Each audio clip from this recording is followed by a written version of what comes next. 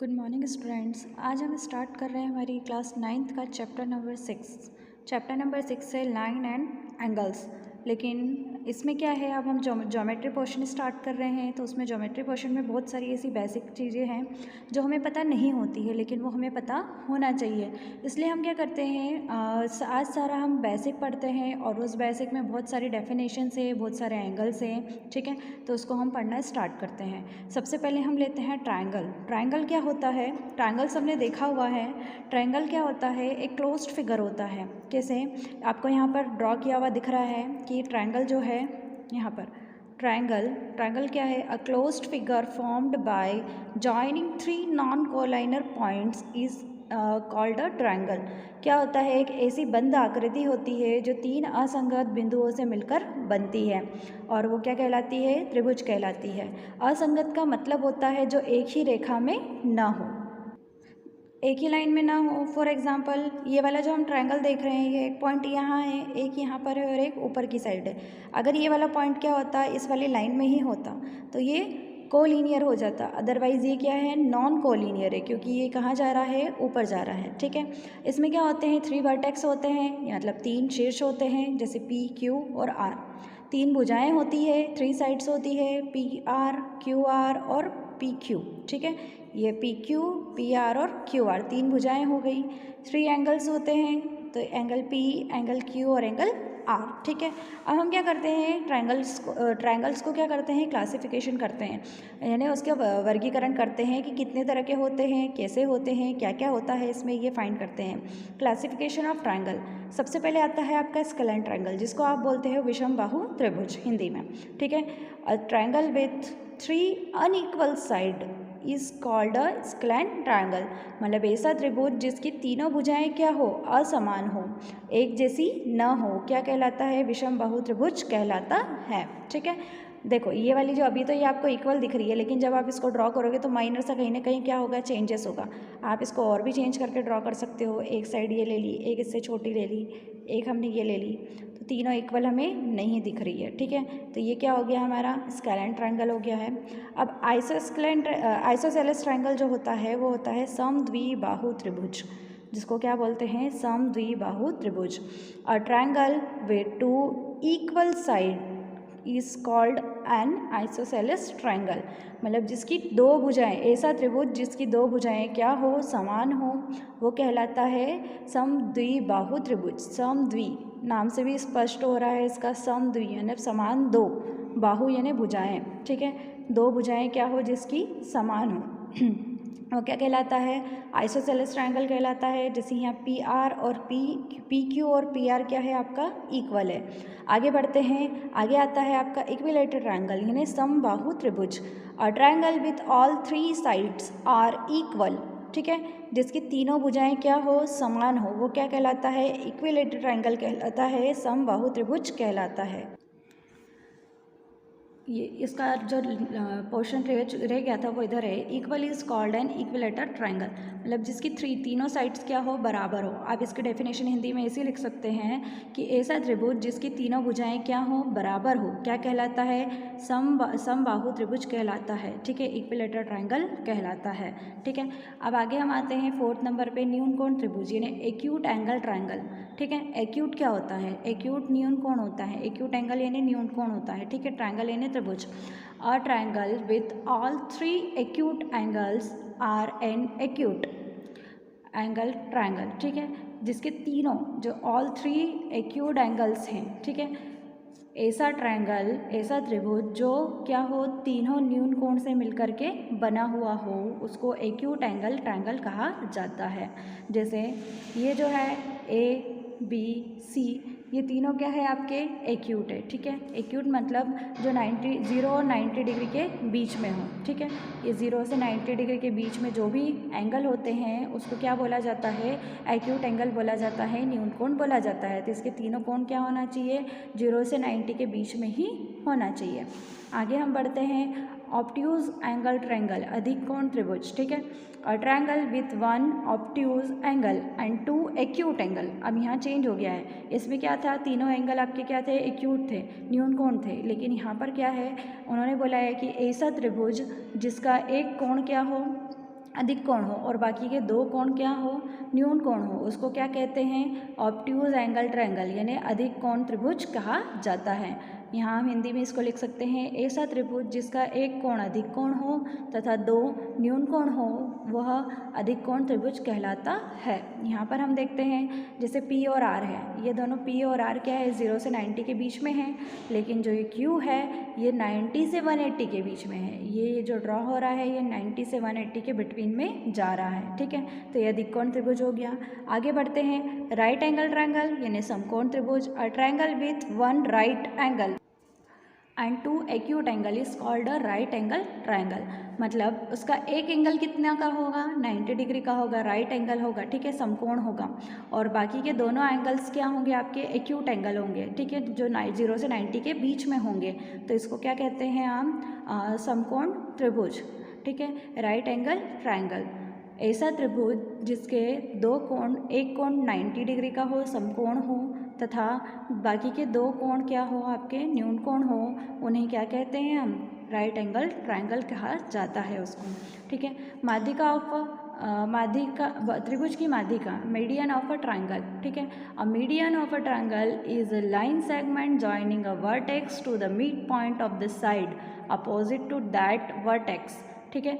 इसमें क्या हो रहा है आपका कि जो मीडियन है, जो आपकी जो क्या है, माध्यिका है, माध्यिका क्या होती है, यहाँ से हम इसको डिवाइड करते हैं। देखो मीडियन क्या करती है, किसी भी साइड को इक्वली टू पार्ट्स में डिवाइड करती है, लेकिन जो अल्टीट्यूड होता है वो हमेशा 90 डिग्री का एंगल ड्रॉ करता है।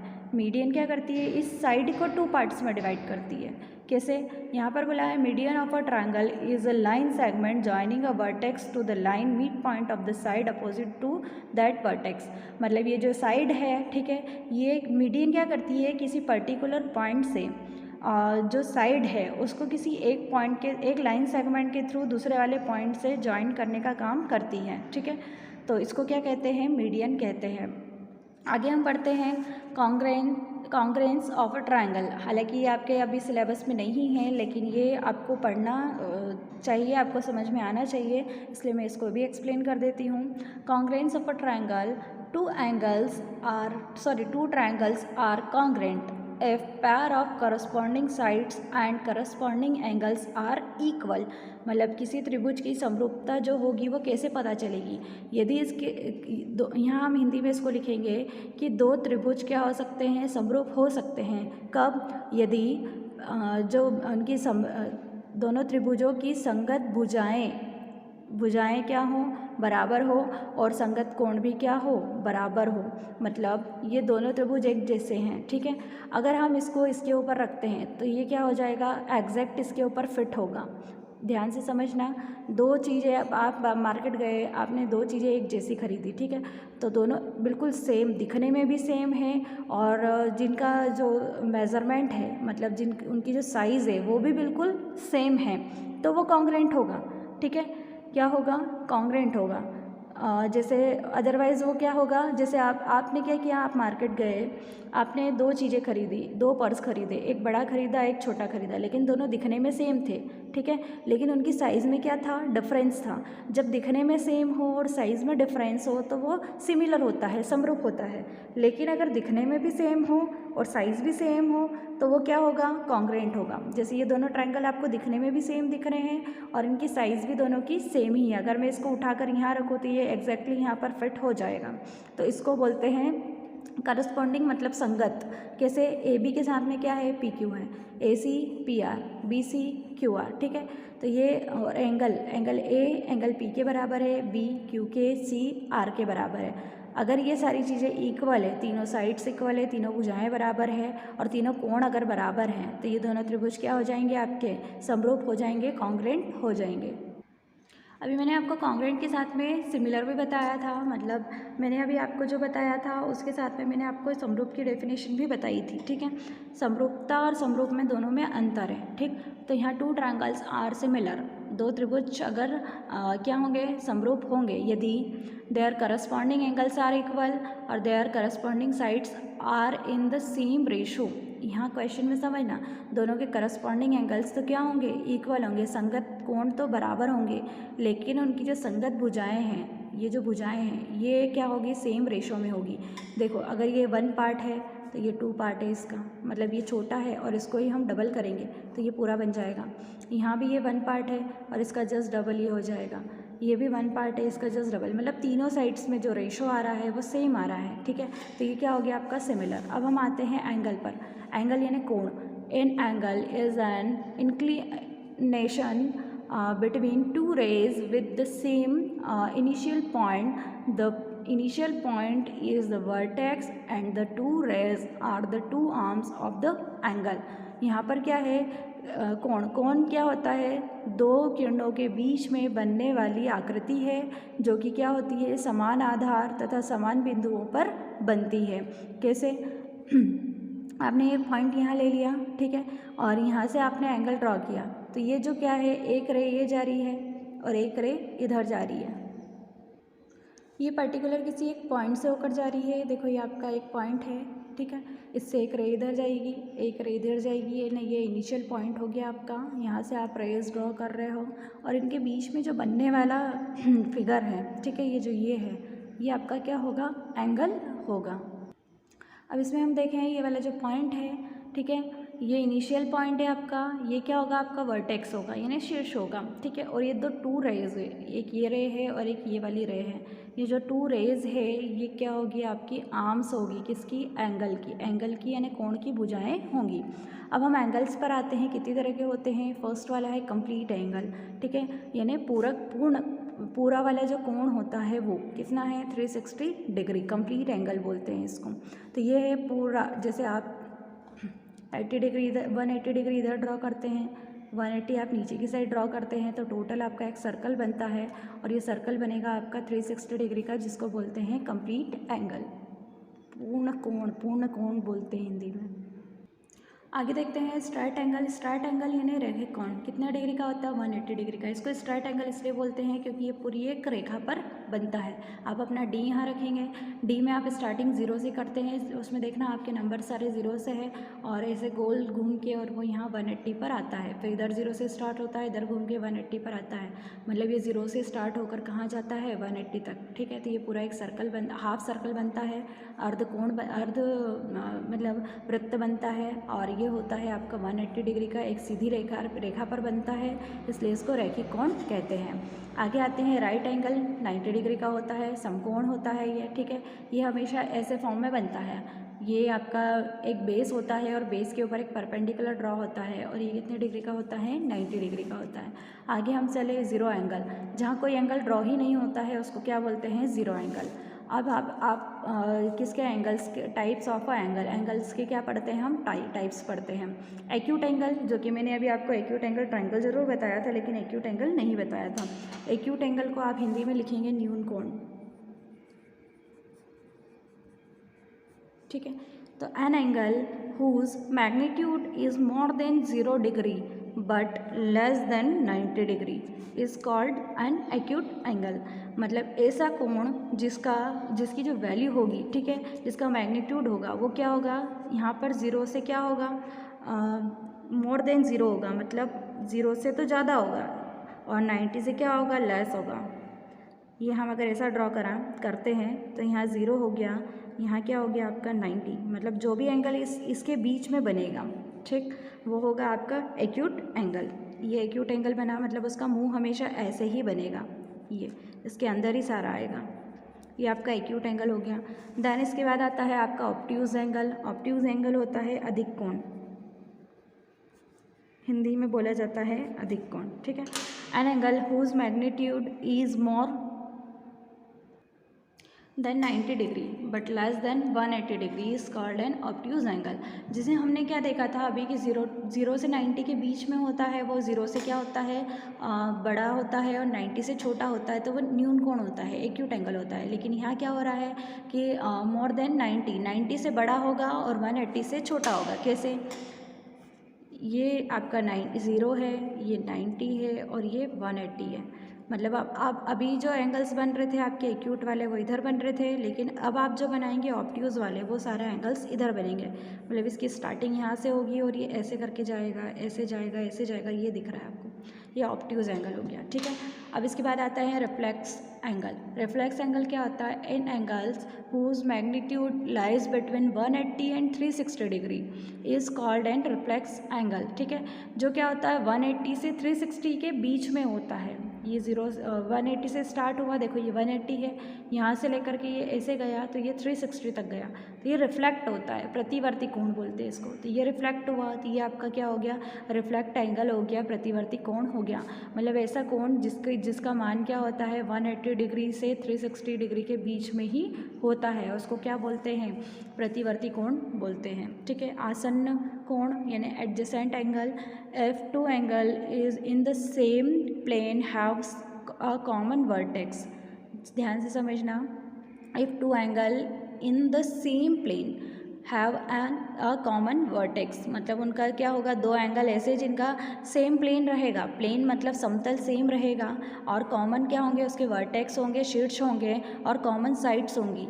मतलब उभयनिष्ठ शीर्ष होंगे और उभयनिष्ठ भुजाएं होंगी, कॉमन होगा। ठीक है, but have interiors with no point in common, the angle are adjacent. मतलब क्या बोला है आपके? ये देखो, ये आपका प्लेन है, ये प्लेन क्या है? सेम है, प्लेन मतलब समतल है। ठीक है, और इस प्लेन से आप क्या कर रहे हो? कॉमन वर्टेक्स ले रहे हो। कॉमन वर्टेक्स मतलब ये शीर्ष हो गया आपका, यहाँ से आप एंगल यहाँ ड्रॉ कर रहे हो, एक नीचे की साइड कर रहे हो, मतलब ये वाली साइड तो क्या हो गई? कॉमन हो गई है, कॉमन साइड। ये दोनों, ये इसके लिए भी यूज़ हो रही है और ये इस वाले ट्रायंगल के भी लिए यूज़ हो रही है।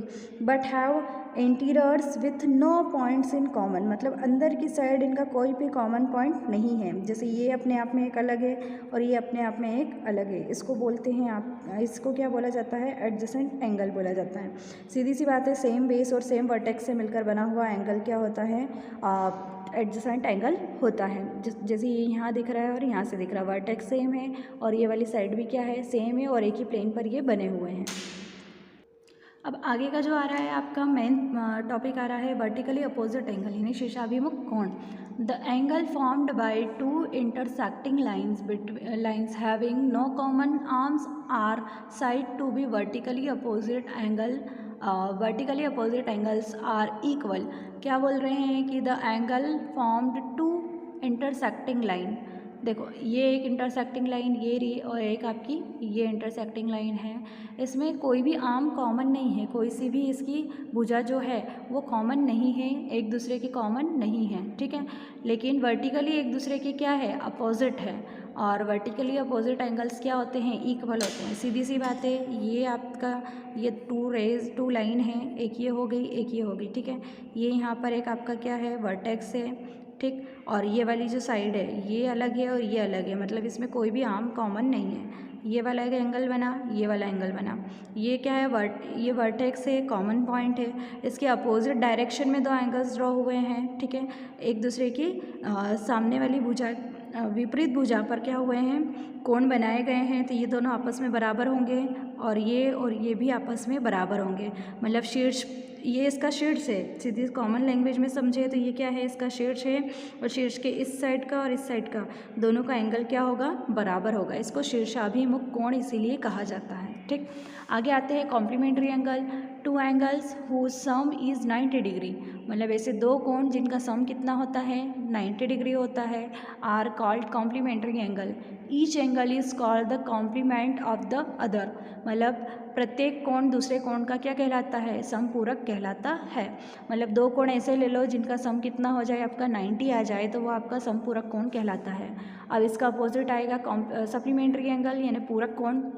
Two angles whose sum is 180 degree are called supplementary angles. Each angle is called the supplement of the other. मतलब क्या है कि यहाँ पर दो ऐसे कोण जिसका सम, जिसको हम प्लस करते हैं तो कितना आता है? 180 डिग्री आता है, 180 डिग्री आता है, उसको हम बोलते हैं पूरक कोण। और प्रत्येक कोण क्या होते हैं? एक दूसरे के क्या होते हैं? सप्लीमेंट होते हैं, पूरक होते हैं। अब अल्टरनेट एंगल क्या होते हैं? The angle with lies between the two lines and on opposite side of the transversal, मतलब the angle which lie between two lines, मतलब दो रेखाओं के बीच में जो कोण, दो रेखाओं के बीच में बनने वाला जो कोण है on opposite side of the transversal are called alternate angle. X and y are alternate angle. देखो दो साइड है, ठीक है, सॉरी दो लाइन है, एक रेखा ये रही, एक ये रेखा ये रही, और यहाँ पर हमने एक और इसको दोनों को कट करके तीसरी वाली बनाई हुई है। तो यहाँ पर जो एक एंगल यहाँ बनेगा तो सेकंड वाला यहाँ बनेगा, ये अल्टरनेट एंगल होंगे। अगर एक यहाँ बन रहा है, ठीक है, क्या करेंगे, एक देखो एक यहाँ बना तो इसके जस्ट अपोजिट हमने इसको यहाँ बनाया हुआ है। अगर ये यहाँ बनता है, ठीक है, हम नीचे अगर इसको लेते हैं तो ये कहाँ बनेगा, यहाँ ऊपर की साइड बनेगा। मतलब एक दूसरे के अल्टरनेट में ही ये एंगल्स ड्रॉ होते हैं, इसको अल्टरनेट एंगल्स कहा जाता है। इसमें और बेसिक चीज़ें आपकी लाइन सेगमेंट है, यानी रेखाखंड है, ठीक है, दो कोई से भी 2 पॉइंट्स है, 2 पॉइंट्स को जॉइन करने वाला जो लाइन होता है, ठीक है, दो बिंदुओं को मिलाने वाली रेखा क्या कहलाती है, रेखाखंड कहलाती है। ये सारे डेफिनेशंस मैं आपको चैप्टर 5 में पहले ही बता चुकी हूँ, ठीक है। इसके बाद में लाइन यानी रेखा, रेखा क्या होती है, पर्टिकुलर किसी पॉइंट से स्टार्ट होकर के, इसकी कोई लिमिट नहीं होती कि ये कहाँ तक जा सकती है, ठीक है, इसको हम जितना चाहे उतना इसको आगे बढ़ा सकते हैं, पर ये किसी एक पॉइंट से किसी एक डायरेक्शन में, मतलब एक ही बिंदु से एक ही रेखा, एक ही दिशा में जाने वाली लाइन को हम लाइन को हम रेखा ही कहते हैं, ठीक है। अब पॉइंट क्या होता है, प्लेन पर मतलब पॉइंट एक किसी प्लेन पर होता है और इसका कोई भी पार्ट नहीं होता है। A point is that which has no part, इसका कोई पार्ट नहीं होता है, ठीक है, इसको पॉइंट कहा जाता है। इस तरह से आपका बेसिक यहीं फिनिश होता है।